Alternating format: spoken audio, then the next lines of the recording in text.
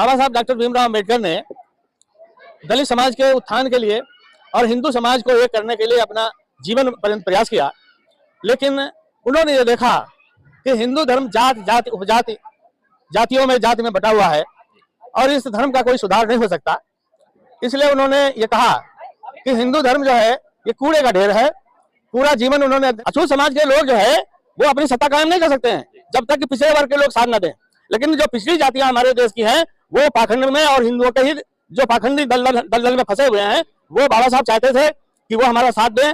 सामान्य वर्ग काशीराम चाहते थे वो हमारा साथ दें, लेकिन उन लोगों ने साथ नहीं दिया, जिसके कारण आज हमारी जो उत्तर प्रदेश में बहन मायावती जी सत्ता में थी वो उनकी पार्टी का एक तरह से पतन हो गया। जनतांत्रिक मूल्यों के रूप में गणतंत्र दिवस, क्योंकि ये गणतंत्र का मतलब ये है, भगवान बुद्ध के जमाने में भी गणतंत्र हुआ करता था, जनता का राज हुआ करता था। में जो कुरीतियां हैं उन कुरीतियों को हटाने के लिए बौद्ध धर्म पुनः जाग चुका है। बौद्ध मंदिरों के ऊपर हिंदू मंदिर स्थापित किए जा रहे हैं, बल्कि वो प्राचीन काल में बौद्ध विहार हुआ करते थे।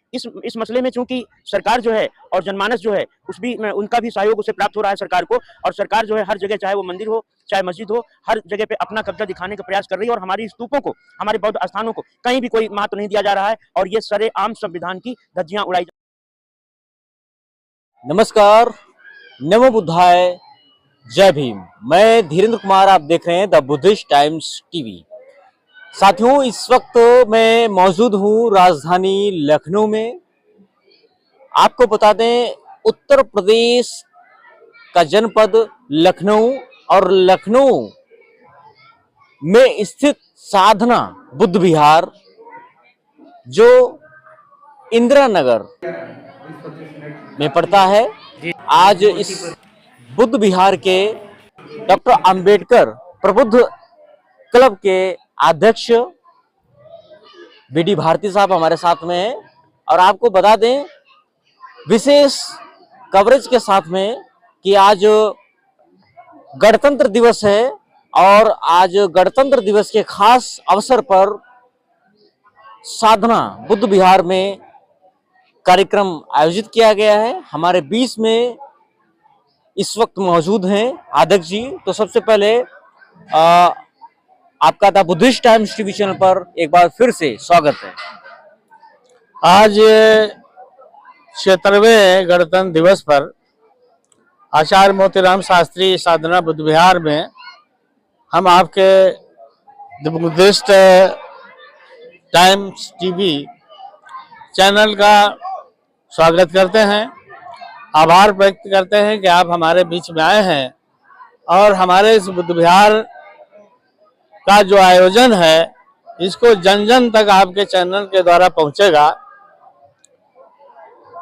हम यहाँ से कुछ बातें ऐसी कहना चाहेंगे जो भारत में बौद्ध धर्म के लिए आवश्यक हैं। बाबा साहब डॉक्टर भीमराव अम्बेडकर ने दलित समाज के उत्थान के लिए और हिंदू समाज को एक करने के लिए अपना जीवन पर्यंत प्रयास किया। लेकिन उन्होंने ये देखा कि हिंदू धर्म जात जाति उपजाति जातियों में जाति में बटा हुआ है और इस धर्म का कोई सुधार नहीं हो सकता।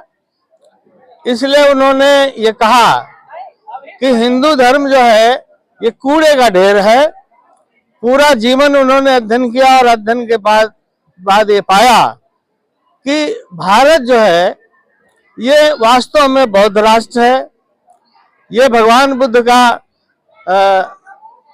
उपदेश और जन्म का स्थान है और उन्होंने जन कल्याण के लिए 5 वर्ष घोर तपस्या की और तपस्या के बाद उन्होंने ये महसूस किया कि मनुष्य के जीवन से दुख का कैसे निराकरण किया जाए। तो उन्होंने 4 आर्य सत्य बताए। संसार में दुख है, दुख का कारण है और दुख का निरोध है, दुख निरोध के उपाय हैं। इसलिए उन्होंने आर्य अष्टांगिक का मार्ग और पंचशील का हमको उपदेश दिया और सारनाथ में अपना पहला उपदेश आषाढ़ पूर्णिमा के दिन 5 शिष्यों को दिया और इसके बाद उन्होंने एक भिक्षु संघ की स्थापना की। जब भारत में बौद्ध धर्म पनपा तो यहाँ पर मौजूद पाखंडी लोग जो मनुवादी थे उनकी रोटी रोजी छीनने लगी। उन्होंने इसका विरोध किया, लेकिन भगवान बुद्ध के सामने अनेक इस देश के राजा झुके, उन्होंने इस धर्म को अंगीकार किया और सम्राट अशोक ने अफगानिस्तान, लंका और दुनिया के अनेक हिस्सों में अपने लोगों को भेजकर इस धर्म का प्रचार किया। लेकिन इसका विरोध ब्राह्मणों ने किया। यहाँ पर जो ब्राह्मण जो थे, क्षत्रियों के यहाँ बहुत ही पूज्य माने थे, राजाओं के यहाँ यज्ञ करते थे, तो उन यज्ञों को बंद कराए। यज्ञों में पशुओं का वध किया जाता था, उसको बंद कराया। तो भारत में लेकिन जब सम्राट अशोक का जो 10वें उत्तराधिकारी थे बृहदत्त मौर्य, तो बृहदत्त मौर्य अभी बाल काल में ही राजा बने थे, उसमें राजतंत्र था। तो उनका एक मंत्री पुष्यपुत्र शुंग था, उसने धोखे से हत्या कर दी बृहदत्त मौर्य की और सत्ता अपने हाथ में ले ली। परिणाम स्वरूप जो है उसने ब्राह्मणों को वर्चस्व दिया और उन लोगों ने मनुस्मृति का निर्माण किया। मनुस्मृति एक ग्रंथ बनाया और हमारे बौद्ध धर्म के जो अनुयायी थे उनको गुलाम बना करके 2500 वर्ष तक शिक्षित नहीं होने दिया। परंतु बाबा साहब ने 14 अक्टूबर 1956 को बौद्ध धर्म ग्रहण कर भारत में पुनः बौद्ध धर्म को उन्होंने जगाया। अनागरिक धम्मपाल और जनरल कनिंघम ने जो है भारत में जगह जगह जो बौद्ध स्थान थे उनको खोज निकाला और खोज करके यहाँ पर बहुत से विदेश के जो बौद्ध अनुयायी थे, विदेशों में लंका, कोरिया, जापान, चीन, जहाँ जहाँ बौद्ध धर्म था, वहाँ के लोगों ने हमारे स्थानों पर आकर के इस भारत पुनर्जागरण किया धर्म का। मैं यहाँ एक बात ये आपके चैनल के माध्यम से ये कहना चाहूंगा कि जो 4 धाम जिस पर ये शंकराचार्य बैठे हैं, ये चारों धाम हमारे बौद्ध स्थान हैं। और यहाँ के जितने मेले लगते हैं या जो शंकर के नाम पर, शिव के नाम पर जो भी मेले लगते हैं, वो जो स्तूप है, वो स्तूप को इन लोगों ने शिवलिंग बता दिया। ये एवं और लिंग नहीं है, ये भगवान बुद्ध का सम्राट अशोक का स्तूप का छोटा रूप है। जगह जगह मेले लगते हैं और हमारी जनता, इस देश की जनता जो है, जो अशिक्षित जनता है, वहां पर अनायास जाती है क्योंकि उसके खून में बौद्ध धर्म है। तो हम चाहेंगे कि इस देश के बौद्ध लोग और बहुजन समाज के लोग उठे और इनको एक टक्कर दे करके इनको वहां से उन स्थानों को इनके कब्जे से मुक्त कराया जाए और भारत फिर से एक विश्व गुरु बने, सोने की चिड़िया बने। इसके लिए हमको जो है इस बहुजन समाज में, अब इसमें एक बात मैं आपसे जरूर आपके चैनल के माध्यम से कहना चाहूंगा कि केवल अछूत समाज के लोग जो है वो अपनी सत्ता कायम नहीं कर सकते हैं जब तक कि पिछड़े वर्ग के लोग साथ न दें। लेकिन जो पिछड़ी जातियां हमारे देश की हैं, वो पाखंड में और हिंदुओं के ही जो पाखंडी दलदल में फंसे हुए हैं, वो बाबा साहब चाहते थे कि वो हमारा साथ दें। मान्यवर काशीराम चाहते थे वो हमारा साथ दें, लेकिन उन लोगों ने साथ नहीं दिया, जिसके कारण आज हमारी जो उत्तर प्रदेश में बहन मायावती जी सत्ता में थी, वो उनकी पार्टी का एक तरह से पतन हो गया। इसलिए मैं ये चाहूंगा, पिछड़े वर्गों से भी निवेदन करना चाहूंगा कि वे हमारा इस मामले में साथ दें, क्योंकि भारत की दुर्दशा बहुत बुरी है।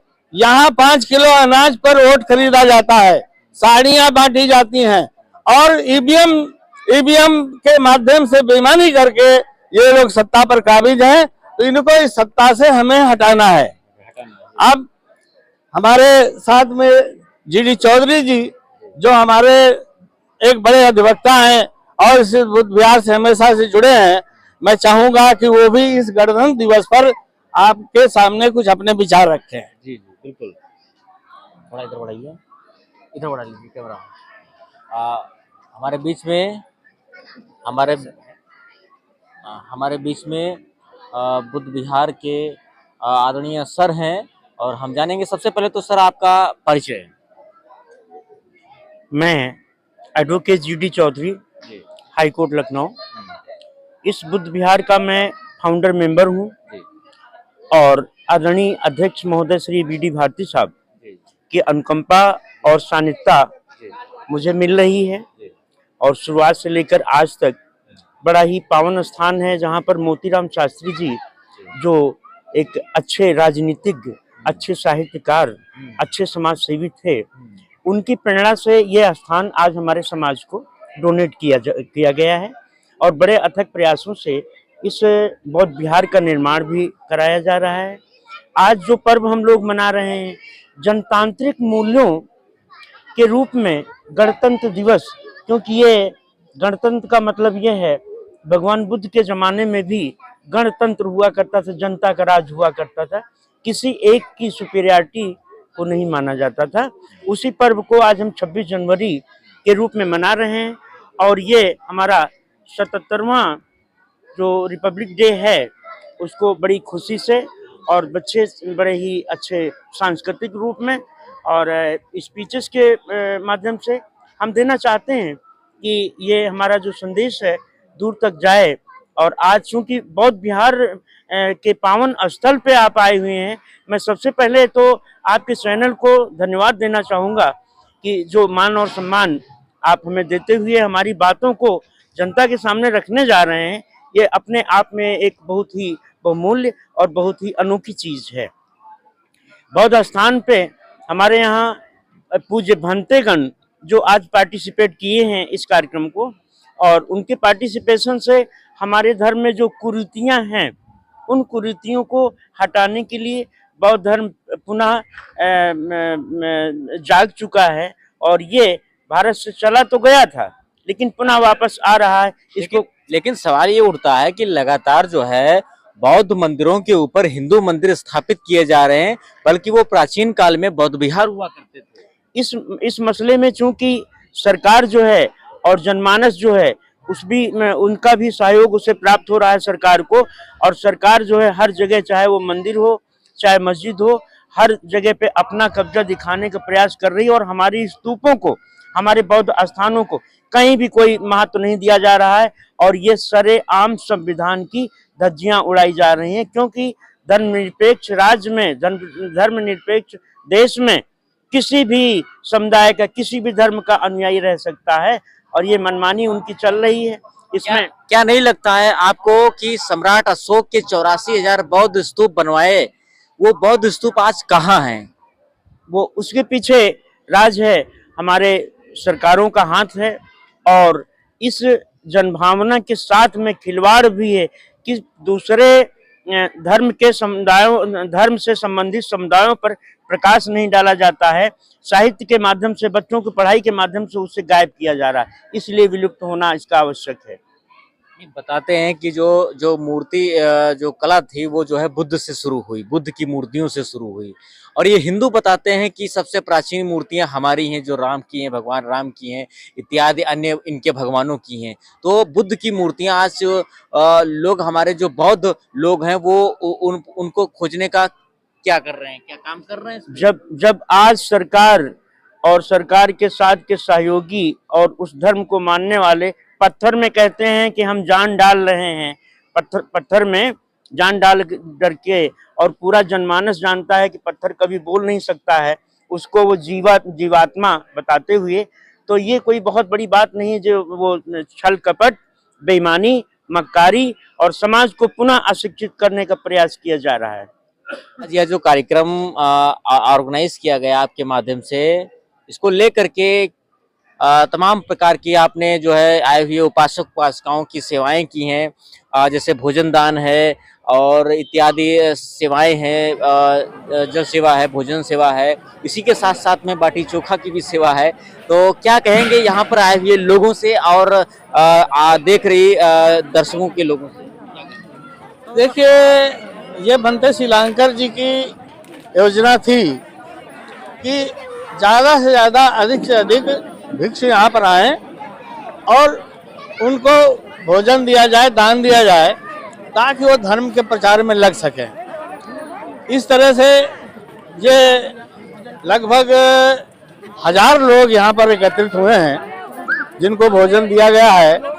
और हम ये परंपरा बनाना चाहते हैं कि प्रत्येक माह में कोई एक व्यक्ति जो धनी हो, वो ऐसे आयोजन हर महीने करे और अपनी तरफ से घोषणा करे, ताकि जैसे सिख अपने गुरुद्वारे में प्रतिदिन भोजन दान करते हैं, तो भोजन दान का एक परिणाम ये मिलता है कि छोटे छोटे बच्चे जो आते हैं उनके ऊपर इसका अच्छा संस्कार जाता है और धीरे धीरे इस तरीके से लोग जो है बौद्ध धर्म में को समझते हैं और बौद्ध धर्म को जो है उनके दिमाग में ये धर्म घुसता है। जैसे सिख अपना आयोजन करते हैं, उसी तरह से हम चाहते हैं कि हर बुद्ध विहार में इस तरह का आयोजन हो।